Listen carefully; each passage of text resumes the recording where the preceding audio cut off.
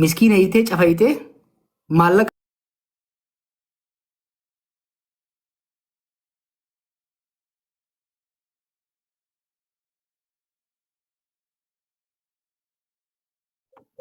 hoggaa shiftaan makiinaa dhaabsiftu hunoo dhaabsisuuf deema hunoo dhaabsisuuf deema itti dhukaase oosirritti hin dhooyine hun amma gubuuf deema gaazaan tuqate jedhanii haasa'u jiran laayif ta'anii ilaalan warri mootummaa diroonii qaban amma mootummaan akka durimi oraalsitti hin argitu diroonii dhallaalu jiran lafa buusuu dandeessi dhukaafnaan namni irraa dheessuu danda'a osoo isaan laalan itti dhiisan jechuudha. Maaliif inni ammatti gadi hin dhiibne nageenya namoota ergeetii jechaan ni godhe. Shakkii turree amma dura bara evidensii ni qabna. Amma karaa borduu deemni dhufu irratti buufata waraanaa hedduu jira. Achuma cinaatti hoggaa shofeerri aboo nu qaban jeeyyu nun laallatu jedhanii. Asiin gara salaalee kanaas akkasuma jechuudha. Kun dadhabuu humna dhabuurraa osoo hin ta'in amma shiftaa kana dha'uunfaan waan waraana guddaa barbaachisuma. Diroonii gandara deemanii ijoollee takka irra dhukaasaa oolan. Bara ijoollee ribeelolaa Amaaraa fi Oromiyaa keessa jirtu nama tokko ajjeesuuf irra dhukaasaa oolanii akka xumaashaatitti uummata kana eeguu ni danda'an. Maaliif dirooniin waa lama hojjetti? Sarviilaansi and attack ni ilaalti laayif si garsiifti waan ta'u jiru. Dhugaatiin immoo karaan gurguddaan Finfinnee geessu hundi security kaameraa fi sarviilaansi dirooniidhaan eegama 24 hour. Waan hin torbaan dabre irra gahe qabatamaa jechuudha. 24 hour laalan osoo laalan itti dhiisu jiran. Waa'ee tokko warri saamu keessa jira garuu warri olaanu waan saamurra waan argatu osoo hin ta'in they believe in governing through crisis. Uummanni guyyuu waa'ee madu'uu fi waa'ee ajjeefamuu waa'ee saamamuu kanaan bizi ta'e waa'ee jireenya sadoof qananii akka yaadne itti godhaa jiran jechuudha. Kanaaf waa'ee kanaa dubbachuun waa'ee nama ajjeesanii reeffa harreeffa'uu dubbachuun waa'ee madaabaraa biliyoona 22 bitame. Oni bitanii daaraa bitanii 22 billion maallaqa biyyaa. Waa'ee kanaa dubbachuun abiyyitti hinaafuudha rabbii jaati. Wajjin dalaguu hajamu kan inni beekanii waa hedduudha yaalle. Ka hinaafuudha osoo bar waan gaarii dalaganii waan nama boonsu dalaganii wayi osoo waan aan ta'ee bakka isaanii hay nama jeesanitti ni naafa. Maafiyaa dhibbaa 20 jaaranitti ni naafa. Uummata miliyoonaan buqqa'u kana aan buqqisuu dhabeeyyeetti ni naafa jiran. Sanii miti. Ankalee isaas ijoollummaan qabsoo dara seeni. Osoon siyaasaa bitaa mirgaan beekin roorroo qeenna dhufteetu ija kiyya duratti waanin argeetu qabsoo na seensise. Saamicha naannoo keenyatti gabaree teenya irratti ajjeechaa godhamaa ture. Qe'ee teenya irratti simbal jedhanii hoggaa nama mana hidhaa keessatti gabaree sana laal. Ruumi xiqqaa kana keessatti xaabiyaa jalti nu bira astiin dagachuu hin danda'u. Akka qoraanitti akka itti dhiibanii itti cufan turan. Ansantuu qabsoon na seensise. Har'aas irraa dhiisee ture rogaa amas sadii dhiisee keenya jiraachuun ture. Hammaataa deemnaaniin siyaasa deebi'ee jechuudha. Ammas taanaan hinaaffaa isaanii osoo hin ta'in gocha isaan godhaniitu na deebise. Waa'ee musliimotaa mirgi bilaashin mootummaan sii kennu tokko hin jiru. Oromoonis waan argatte dhiiga fiitiin argatte qabsoo fiitiin argatte. Waggaa 50 itti dhumnee itti cabnee itti arganne malee fakkeenyaaf wayyaanni maal jechuudha federaalizimii isin kan jette federaalizimii isin nuun kennine nuutu qabsaa'ee nama keenyatu abboota keenya qabsaa'ee fide. Mootummaa Oromoo maal nuutu baadhatee wasaasaadhaan gurra isaan kaa'e Oromoon kan musliimaa yoo fudhatte hoo ummata akka sarara namni daggataa bara.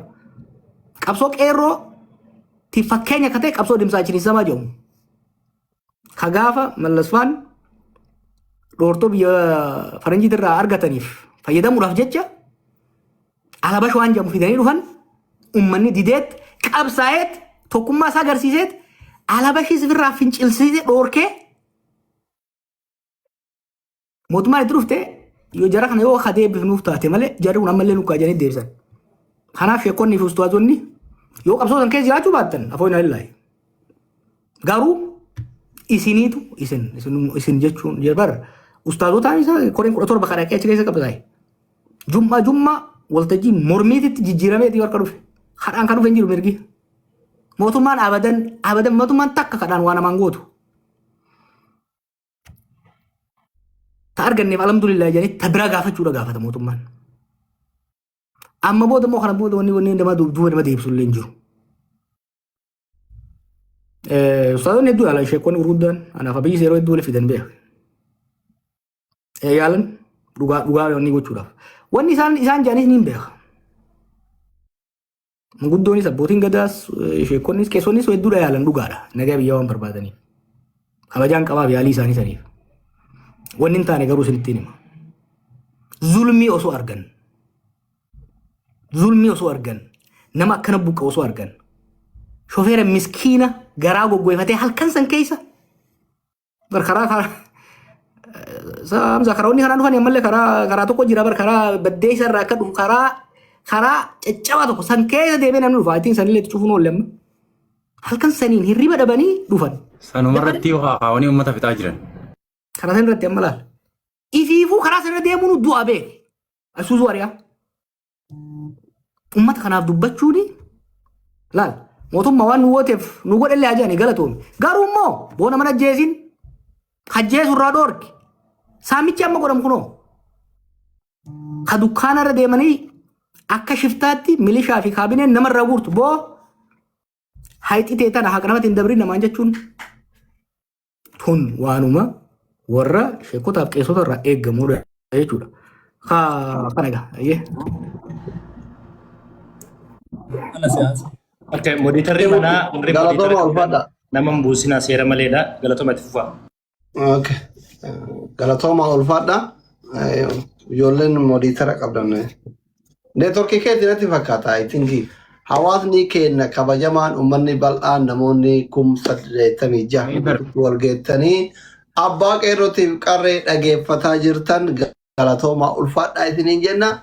Yoo kun asitti haga humna isaatiin kamana manaaj godhaa jiru akkuma inni hubaan dooktarii keessan ka biyya chaayinaatti waggaa 27 barate Haayila Sillaasee as abbatuuf faarsa jedhanii asumaan promoot godhanna dooktarummaan xiyya jawaariin birallee naageetti alhamdulillah.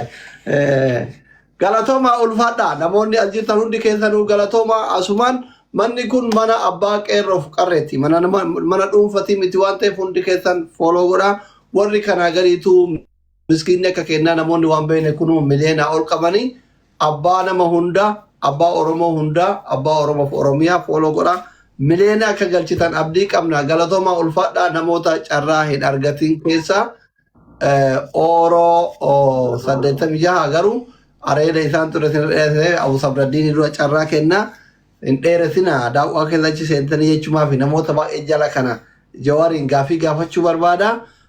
Daqiiqaa lama qabdanii jechuudha. Akka namni waliin ifannee fi daqiiqaa lama keessatti Abu Sabraddiin waan gaafachuu barbaadan waan itti dhaammachuu barbaadan Jawaariitti haasa'uu dandeettu gaafachuu dandeettu galatooma ulfaadha. Tole obboleeyyan kiyya kana dura jiran dura na dabarsitee gaafii kiyya kan dhiyeessuuf galatoomi carraa naa kennuu keetii fi akkasumas assalaamu alaikum warahmatullaahi wabarakaatuh haaji jechaani. Ijoollee daangaati egaa gammoojjii mi'eessootii waa'ee daangaatii hojii wal qabatu kan gaafachuu barbaadu.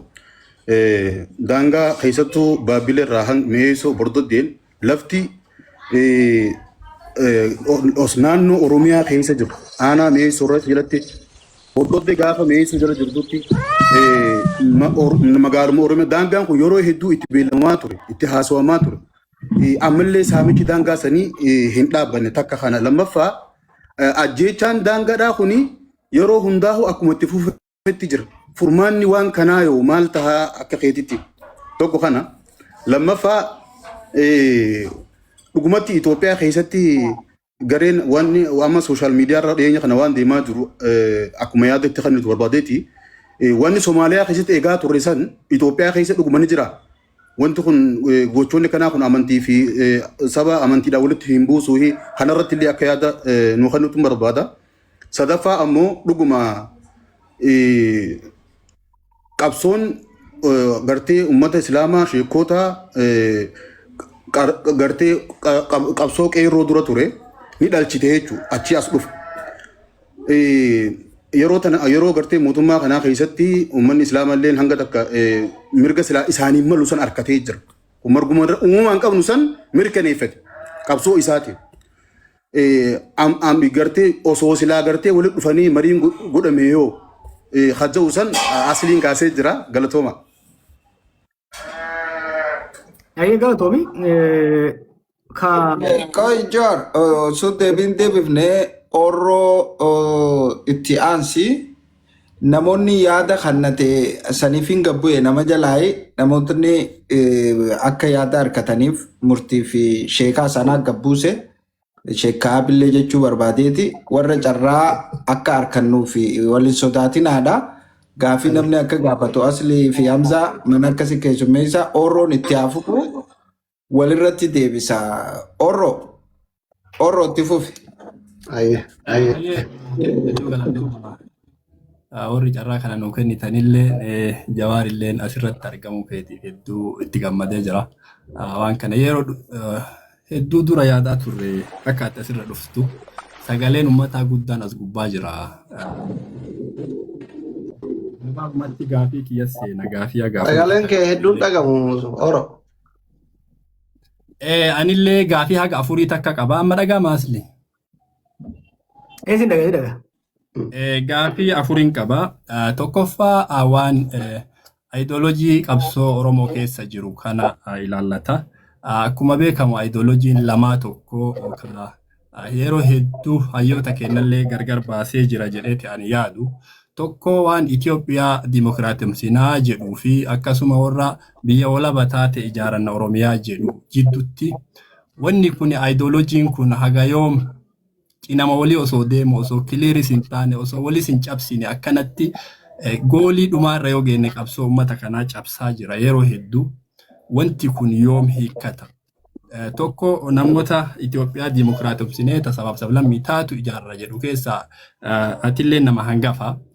Warri akkasuma biyya walaba taate ijaarannaa lakkii Itoophiyaa dadhabne jaarraa abbaa gadaa irraa kaasee uummanni kun uummata dimokiraasiin galuu fi miti jedhee warri akkasitti amanuu lakkoofsaan xiqqaa ta'ee miti jechuudha. Waan kanarratti cinnaan takkaa gatteettanii akka hayyoota uummanni kun qabuutti akka warra ideoloojii walabummaatiin deemuutii fi warra dimokiraasii Itoophiyaatiin deemuutti mari'attanii beektu yoo mari'anne hoo maaf kana naa deebista. Isa lammataa ijoollee amma bosona jirtu tama kalee yeroo qabsoo maaster pilaanii qabsoo qeerrootillee hoogganaa turte harki wayyamni keessattuu yeroo isin mana hidhaa seentan Hacaaluun ajjeefame gara bosonaatti ijoolleen kun hedduun isaanii harka kanarraa booda jechuudha. Irra guddaan isaanii bosona kana seenan ilaalcha ati ijoollee tanaaf qabdu deeggarsi ati isaaniif gootu hoo jira maal? Ijoollee tana itti amananii rakkoon kenna qawween malee furamu jedhanii itti jirani.